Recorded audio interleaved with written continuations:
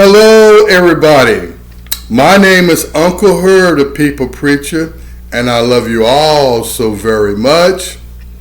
Today is a pastoral advisory.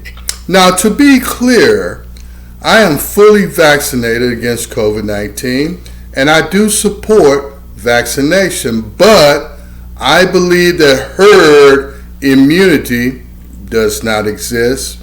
Even if the whole world got vaccinated, this virus will mutate into a non-lethal form, a non-lethal variant, and coexist within the human host, such as our normal fluoride. We have 60 other normal fluoride of bacteria and viruses in our bodies, such as Staphylococcus aureus, Staphylococcus epidermis, E. coli, Candida albicans, and like I said, 60 other normal fluoride within the human microbiome.